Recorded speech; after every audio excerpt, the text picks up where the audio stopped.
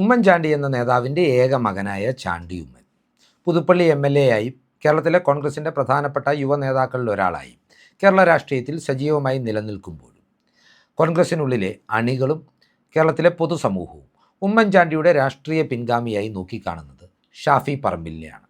ഉമ്മൻചാണ്ടിയെപ്പോലെ തന്നെ ആൾക്കൂട്ടത്തെ സ്നേഹിക്കുന്ന, ആൾക്കൂട്ടത്തെ തനിക്ക് ചുറ്റും നിർത്തിക്കൊണ്ട് അവരുടെ ബലത്തിൽ രാഷ്ട്രീയത്തിൽ പടർന്ന് പന്തലിക്കുന്ന ശൈലി തന്നെയാണ് ഷാഫി പറമ്പിലിനുമുള്ളത്. കോൺഗ്രസിനുള്ളിൽ തനിക്കൊപ്പം നിലയുറപ്പിക്കുന്നവർക്ക് വേണ്ടി ഏതറ്റം വരെ പോകുന്ന ഉമ്മൻചാണ്ടിയുടെ ശീലവും ഷാഫിക്ക് സ്വായത്തമാണ്. ഉമ്മൻചാണ്ടി രാഷ്ട്രീയത്തിൻ്റെ സമകാലിക വേർഷനാണ് ഷാഫി എന്ന് വേണമെങ്കിലും പറയാം. ഷാഫിയെ സംബന്ധിച്ചിടത്തോളം ആനുകാലിക കാലഘട്ടത്തിൽ ഏറ്റവും സാധ്യതയുള്ള സമൂഹ മാധ്യമങ്ങളെ അടക്കം വിദഗ്ധമായി ഉപയോഗിച്ച് പാലക്കാടിൻ്റെ മകനായും കേരളത്തിൻ്റെ സ്വന്തം നേതാവായുമുള്ള അദ്ദേഹത്തിൻ്റെ വളർച്ച ആരംഭിച്ചത് 2011 MLA ആയതിനു ശേഷമാണ്. ഇന്ന് രാഹുൽ മാങ്കൂട്ടം ലൈംഗിക അപവാദ വിവാദങ്ങളുടെ പശ്ചാത്തലത്തിൽ അല്പം പ്രതിരോധത്തിലായി നിൽക്കുമ്പോഴും കേരളത്തിലെ കോൺഗ്രസ് നേതാക്കളിൽ ഏറ്റവും വലിയ ക്രൗഡ് പുള്ളർ ആര് എന്ന് ചോദിച്ചാൽ അതിന് നമുക്ക് ഒരു ഉത്തരമേ പറയാൻ കഴിയുകയുള്ളൂ. അത് ഷാഫി പറമ്പിൽ തന്നെയാണ്.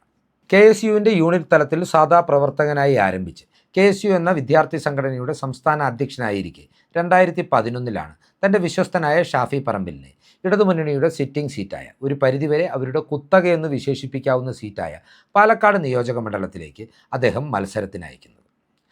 മത്സര രംഗത്ത് പുതുമുഖമായിരുന്നുവെങ്കിൽ കൂടിയും തൻ്റെ ആശയവ്യക്തത കൊണ്ടും ജനങ്ങളുമായി ഇടപഴകുവാനുള്ള സ്വതസിദ്ധമായ ശൈലി കൊണ്ടും പ്രചരണ മികവ് കൊണ്ടും പ്രസംഗ പാടവം കൊണ്ടും ഹൃദ്യമായ പെരുമാറ്റം കൊണ്ടും ആ ജനതയുടെ മനസ്സ് കീഴടക്കുവാൻ ചുരുങ്ങിയ പ്രചരണ കാലയളവിൽ തന്നെ ഷാഫിക്ക് സാധിച്ചു എന്നതാണ് വസ്തുത. തൽഫലമായിട്ട് തന്നെയാണ് തരക്കേടില്ലാത്ത ഭൂരിപക്ഷത്തിൽ 2011 UDF തരംഗത്തിൻ്റെ കൂടി ആനുകൂല്യത്തിൽ ഷാഫി പറമ്പിൽ ആദ്യമായി MLA ആയി തിരഞ്ഞെടുക്കപ്പെടുന്നത്. പിന്നീടുള്ള 5 വർഷക്കാലം ജാതി മത വർഗ വർണ്ണ ഭേദമില്ലാതെ പാലക്കാട്ടെ ജനങ്ങളുടെ ക്ഷേമത്തിനു വേണ്ടിയും പാലക്കാടിൻ്റെ വികസനത്തിനു വേണ്ടിയും ഉറക്കമിളച്ച് പ്രവർത്തിക്കുന്ന ഒരു ജനപ്രതിനിധിയെയാണ് കാണാൻ കഴിഞ്ഞത്. ഇത്തരത്തിലുള്ള അയാളുടെ ആത്മാർത്ഥമായ ജനകീയമായ ഇടപെടലുകൾ തന്നെ പാലക്കാടിൻ്റെ മണ്ണ് കോൺഗ്രസിൻ്റെയും ഷാഫിയുടെയും കുത്തകയാക്കി മാറ്റുവാൻ സഹായകരമായി തീർന്നു. ഇതേ കാലയളവിൽ തന്നെ തൻ്റെ മിന്നും പ്രകടനം കൊണ്ട്, നിയമസഭയ്ക്കുള്ളിലെ മിന്നും പ്രകടനം കൊണ്ട് കേരളത്തിൻ്റെ പ്രിയപ്പെട്ട യുവ നേതാവായി വളരുവാനും ഷാഫിക്ക് സാധിച്ചു. ഒരേ സമയം കേരളത്തിൻ്റെ മണ്ണിലെ കോൺഗ്രസ്സുകാരുടെയും ജനാധിപത്യ വിശ്വാസികളുടെയും സഹോദരനായും പാലക്കാടിൻ്റെ മകനായും തീരുവാൻ ഷാഫിക്ക് ഈ ഘട്ടത്തിൽ സാധിച്ചു എന്നതാണ് വസ്തുത. ഷാഫി പറമ്പിലിൻ്റെ ജനകീയ ഇടപെടലുകൾ അക്ഷരാർത്ഥത്തിൽ വലിയ ക്ഷീണമേൽപ്പിച്ചത് ഇടതുപക്ഷത്തിനാണ്. ഷാഫിയുടെ പ്രവർത്തന മികവിൻ്റെ ഫലമായി മതേതരവാദികളുടെ വോട്ടുകളും ന്യൂനപക്ഷ വിഭാഗങ്ങളുടെ വോട്ടുകളും UDFിലേക്കും കോൺഗ്രസിലേക്കും കേന്ദ്രീകരിച്ചതോടെ ഇടതുമുന്നണി പാലക്കാടൻ രാഷ്ട്രീയത്തിൽ അപ്രസക്തമാകുന്നതാണ് കാണാൻ കഴിയുന്നത്. പാലക്കാടൻ രാഷ്ട്രീയം എന്ന് പറയുമ്പോൾ പാലക്കാട് നിയോജക മണ്ഡലത്തിൻ്റെ രാഷ്ട്രീയമാണ് ഞാൻ ഉദ്ദേശിച്ചത്. 2016 നടന്ന തിരഞ്ഞെടുപ്പിൽ CPM 3ാം സ്ഥാനത്തേക്ക് ഇതിൻ്റെ ഫലമായി പിന്തള്ളപ്പെട്ടു. 2021 മറിച്ചൊരു ഫലമല്ല ഉണ്ടായത്.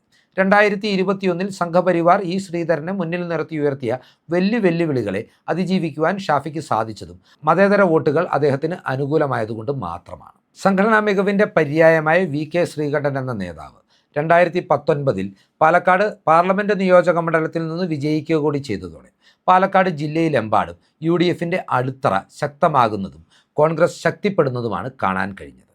ഇതോടുകൂടി തന്നെ ഇടതുപക്ഷം ഏറ്റവും ഭയപ്പെടുന്ന ഒരു നേതാവായി ഷാഫി മാറുകയായിരുന്നു. പിന്നീടാണ് 2024 പാർലമെൻറ്റ് തിരഞ്ഞെടുപ്പിൽ ഷാഫി പറമ്പിൽ അപ്രതീക്ഷിതമായി വടകര പാർലമെൻറ്റ് മണ്ഡലത്തിലേക്ക് മത്സരിക്കുവാൻ നിയോഗിതനാകുന്നത്. ഷാഫിയെ സംബന്ധിച്ചിടത്തോളം തൻ്റെ രാഷ്ട്രീയ തട്ടകമായ പാലക്കാട് ഉപേക്ഷിച്ച് വടകരയിലേക്ക് പോകുന്നത് വലിയ വെല്ലുവിളികളുള്ള ഒരു വിഷയമായിരുന്നു.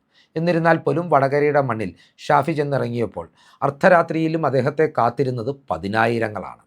മുസ്ലിം ലീഗിനെ കൂട്ടുപിടിച്ച് ഷാഫി നടത്തുന്ന ഷോയാണ് ഇത് എന്ന വാദം മുന്നോട്ട് വെച്ചുകൊണ്ടാണ് പിന്നീടുള്ള ദിവസങ്ങളിൽ ഇടതുമുന്നണി പ്രചരണം ശക്തമാക്കിയത്. എന്തു സംഭവിച്ചാലും വടകരയുടെ ചുവന്ന മണ്ണ് ഇത്തവണ തിരികെ പിടിക്കുമെന്ന വാശിയോടുകൂടി തങ്ങൾക്ക് വിജയം ഉറപ്പാണ് എന്ന മട്ടിലാണ് KK ശൈലജയെ മുന്നിൽ നിർത്തി അവർ പ്രചരണ കോലാഹലങ്ങൾ സംഘടിപ്പിച്ചത്. എന്നാൽ ഷാഫിയുടെ ജനകീയതയ്ക്ക് മുൻപിൽ CPM കേന്ദ്രങ്ങൾ ഭയപ്പെട്ടു എന്നുള്ളതിൻ്റെ ഏറ്റവും വലിയ തെളിവായിരുന്നു കാഫിർ സ്ക്രീൻഷോട്ട് അടക്കം പുറത്തിറക്കിക്കൊണ്ട് അദ്ദേഹത്തിന് മേൽ മുസ്ലിം വർഗീയതയുടെ ചാപ്പ കുത്തുവാൻ ആ കേന്ദ്രങ്ങളിൽ നിന്നുണ്ടായിട്ടുള്ള ശ്രമങ്ങൾ. എന്നാൽ ഇതിനെല്ലാം വളരെ വിദഗ്ധമായി അതിജീവിക്കുവാൻ ഷാഫിയുടെ കരിസ്മയ്ക്കും UDFിൻ്റെ ഒത്തൊരുമയ്ക്കും സാധിച്ചു എന്നതാണ് വസ്തുത. ഇതിൻ്റെ ഫലമായി തന്നെയാണ് KK ശൈലജയെ പോലൊരു ഹെവി വെയ്റ്റ് CPM സ്ഥാനാർത്ഥിയെ 1 ലക്ഷത്തിലധികം വോട്ടുകളുടെ ഭൂരിപക്ഷത്തിൽ വടകരയുടെ ചുവന്ന മണ്ണിൽ പരാജയപ്പെടുത്തുവാനും ഷാഫി പറമ്പിലിന് സാധിച്ചത്. വടകരയുടെ MP-ആയി ഷാഫി നിലയുറപ്പിച്ചതോടെ ഇടതിൻ്റെ പല കരുത്തുറ്റ കോട്ടകളിലും UDFന് വലിയ മുന്നേറ്റമുണ്ടാക്കാൻ സാധിച്ചു എന്നതും വസ്തുതയാണ്. ഞാനിപ്പോൾ പറയുന്ന കാര്യങ്ങൾ കേരളത്തിൻ്റെ മറ്റു ഭാഗങ്ങളിലുള്ളവർക്ക് അവിശ്വസനീയമായി തോന്നാമെങ്കിലും ഇതാണ് യാഥാർത്ഥ്യം. അതായത് വടകരയിലോ നാദാപുരത്തോ പേരാമ്പ്രയിലോ തലശ്ശേരിയിലോ 8 മണിക്ക് ശേഷം കോൺഗ്രസ് പ്രവർത്തകർക്ക് പുറത്തിറങ്ങാൻ തന്നെ പേടിയായിരുന്നു. അങ്ങനെയുള്ളൊരു സാഹചര്യത്തിൽ നിന്ന് അർദ്ധരാത്രിയിൽ പോലും ഷാഫി എത്തുന്നു എന്നറിഞ്ഞാൽ ആയിരക്കണക്കിന് ജനങ്ങളാണ് അവിടെ തടിച്ചുകൂടിയത്.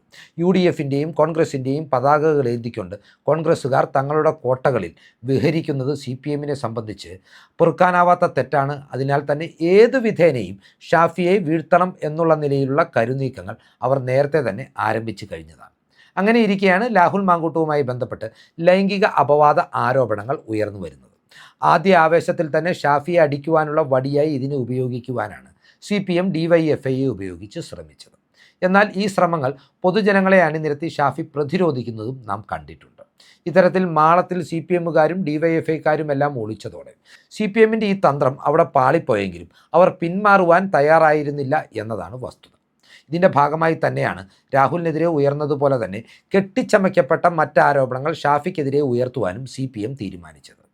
CPM പാർട്ടിയുടെ ഏതെങ്കിലും ഒരു ഡൂക്കിലി നേതാവല്ല സുന്ദരിമാരെ ഷാഫി ബാംഗ്ലൂരുവിലേക്ക് ടൂറിന് വിളിക്കുന്നു എന്ന് പറഞ്ഞത് CPMൻ്റെ പാലക്കാട് ജില്ലാ സെക്രട്ടറിയായ നേതാവാണ്. അതിനെ ഒരു വാക്പിഴയായും നമുക്ക് കാണാൻ കഴിയില്ല. കാരണം ഷാഫിയെ സമാനമായ ആരോപണങ്ങളുടെ ചതിക്കുഴിയിൽ വീഴ്ത്തുവാനുള്ള തന്ത്രങ്ങൾ എന്നേ CPM നിശ്ചയിച്ചുറപ്പിച്ചിട്ടുള്ളതാണ്.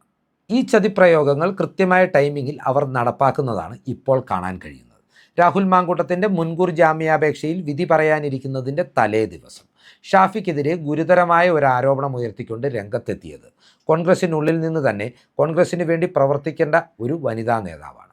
എന്നാൽ അവർ CPMൻ്റെ ചട്ടുകമായി പ്രവർത്തിക്കുകയാണോ എന്ന സ്വാഭാവിക സംശയം രാഷ്ട്രീയ വൃത്തങ്ങളിൽ ഇപ്പോൾ സജീവമാകുന്നുണ്ട്. MA ഷഹനാസ് എന്ന വനിതാ നേതാവ് യൂത്ത് കോൺഗ്രസിൻ്റെ ഭാരവാഹിയായിരുന്ന ഇപ്പോൾ KPCCയുടെ കലാ സാംസ്കാരിക സംഘടനയുടെ സംസ്ഥാന ചുമതല വഹിക്കുന്ന ഒരു നേതാവ് രാഹുലിനെക്കുറിച്ച് ഷാഫിയോട് അയാളുടെ കൊള്ളരുതായ്മകളെക്കുറിച്ച് തുറന്ന് പറഞ്ഞിരുന്നുവെന്നും അതിൻ്റെ മറുപടിയായി തനിക്ക് പുച്ഛവും പരിഹാസവുമാണ് ലഭിച്ചതെന്നുമാണ് ആദ്യം ഫേസ്ബുക്കിൽ കുറിച്ചത്. തൊട്ടു പിന്നാലെ തന്നെ മാധ്യമങ്ങളെ കണ്ട് ഇതേ ആരോപണം ഇവർ ആവർത്തിക്കുകയും ചെയ്തു. എന്നാൽ പിന്നീട് കുത്തി ചോദിച്ചപ്പോൾ താൻ അയച്ച വാട്സപ്പ് സന്ദേശത്തിന് ഷാഫി മറുപടി നൽകിയില്ല എന്നതിൽ നിന്നാണ് ഇത് പുച്ഛവും പരിഹാസവുമായി അവർ വ്യാഖ്യാനിച്ചതെന്നും നമുക്ക് മനസ്സിലാക്കുവാൻ സാധിക്കുന്നുണ്ട്. ഇനി ആരാണ് MA ഷഹനാസ് എന്ന് ചോദിച്ചാൽ പ്രത്യക്ഷത്തിൽ അവരൊരു കോൺഗ്രസ്സുകാരിയാണ് എന്ന് വിലയിരുത്താമെങ്കിൽ പോലും കോൺഗ്രസിൻ്റെ ഭാരവാഹിയാണ് എന്ന യാഥാർത്ഥ്യമുള്ളപ്പോൾ പോലും അവർ പലപ്പോഴും ചേർന്ന് നിൽക്കുന്നത് ഇടതുപക്ഷവുമായി ആഭിമുഖ്യമുള്ള ഇടതുപക്ഷത്തോട് ചേർന്ന് നിൽക്കുന്ന മുൻ കോൺഗ്രസ്സുകാരുമായിട്ടാണ് എന്നും നാം തിരിച്ചറിയേണ്ടതുണ്ട്.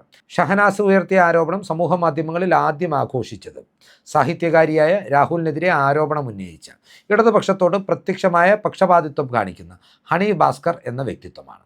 തൊട്ടു പിന്നാലെ തന്നെ രാഹുൽ മാങ്കൂട്ടത്തിൻ്റെ മുൻകൂർ ജാമ്യാപേക്ഷ കോടതി തള്ളിയതോടെ ഷാഫിക്കെതിരെ ആരോപണങ്ങളുമായി P സരിനും രംഗത്തെത്തി. ആരാണ് P സരിൻ? ഷാഫിയുടെ അഭാവത്തിൽ പാലക്കാട് നടന്ന ഉപതെരഞ്ഞെടുപ്പിൽ കോൺഗ്രസിൻ്റെ സ്ഥാനാർത്ഥിത്വം ആഗ്രഹിച്ചിരുന്ന കോൺഗ്രസിൻ്റെ സംസ്ഥാനതല ഭാരവാഹിയായിരുന്നു P സരിൻ. എന്നാൽ കോൺഗ്രസ് സ്ഥാനാർത്ഥിത്വം നിഷേധിച്ചതോടെ തലേന്ന് വരെ പുലഭ്യം പറഞ്ഞിരുന്ന പിണറായി വിജയനെ പോയി കണ്ട് അദ്ദേഹത്തിന് പാദപൂജ ചെയ്ത് സ്ഥാനാർത്ഥികളെ കിട്ടാനില്ലാതിരുന്ന CPMന് വേണ്ടി സ്വയം സ്ഥാനാർത്ഥിയായി പാലക്കാട് ഉപതെരഞ്ഞെടുപ്പിൽ രക്തസാക്ഷിയായ വ്യക്തിത്വമാണ് P സരിൻ. ഇന്ന് അദ്ദേഹം ജീവിച്ചു പോകുന്നത് സർക്കാർ ഖജനാവിൽ നിന്ന് പിണറായി വിജയൻ അനുവദിച്ച് നൽകിയ ഒരു ശമ്പളത്തിൻ്റെ ആനുകൂല്യത്തിലാണ്. എന്നിരുന്നാൽ പോലും സരിൻ എന്ത് സേവനമാണ് കേരളത്തിന് ചെയ്യുന്നതെന്ന് ഒരു മലയാളിക്കും അറിയാനും സാധ്യതയില്ല. സരിന് പിന്നാലെ രാഹുലിൻ്റെ പതനം ആഘോഷിച്ചുകൊണ്ട് അദ്ദേഹത്തിൻ്റെ ഭാര്യയും സോഷ്യൽ മീഡിയ താരവും ഡോക്ടറുമായ ഡോക്ടർ സൗമ്യ സരിനും രംഗത്തെത്തി. സൗമ്യയുടെ ഫേസ്ബുക്ക് പോസ്റ്റിലും ഷാഫിക്കെതിരെ ധാരാളം ഒളിയമ്പുകൾ ഒളിപ്പിച്ചു വെച്ചിട്ടുണ്ടായിരുന്നു. ഇത്രയും കാര്യങ്ങൾ വിലയിരുത്തുമ്പോൾ ഒരു കാര്യം നമുക്ക് ഉറപ്പിച്ച് പറയാൻ സാധിക്കും.